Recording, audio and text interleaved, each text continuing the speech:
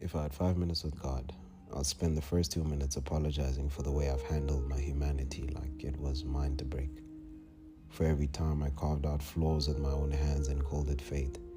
How I treated my blessings like burdens and burdens like excuses to avoid getting better. I'd say sorry for every prayer I treated like a transaction. Every sin I excused with, I'm only human, and every forgive me that felt like I was just looking for a loophole instead of real redemption. I'd apologize for the way I love people, like a flickering light bulb. Always on and off, never consistent, never bright enough to call it faith. I'll spend the next minute in silence, trying to hold my breath because I swear I could drown in the way grace feels when I stop running from it. I'll try to remember what it feels like to just exist without questioning whether I'm worthy of it. If I had a few minutes left, I'd confess to treating love like a weapon sometimes. Sharp words meant to protect myself, but cutting too deep into those who tried to reach me. I'd say sorry for the way I buried my softness under layers of sarcasm and skepticism, afraid that kindness was the same thing as weakness, afraid that if I let people close enough, they'd see the mess I've tried so hard to hide.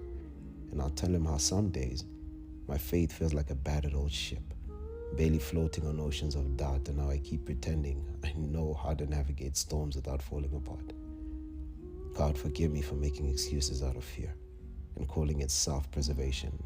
Forgive me for hiding my heart behind every I'm fine and I'm used to it and all the lies I've told myself just to feel less like a burden. I'll spend the next minute in silence because I know He knows the words I'm too scared to say out loud.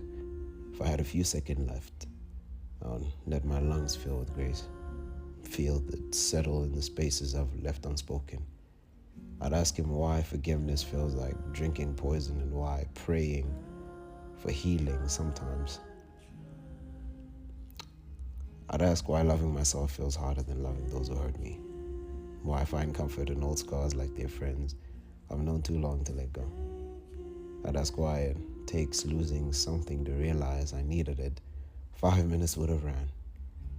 But in the last minute, I'll thank Him for the mornings when my lungs chose to inflate despite the weight, for giving me more chances than I ever counted, loving me when my heart was too bruised to beat on rhythm.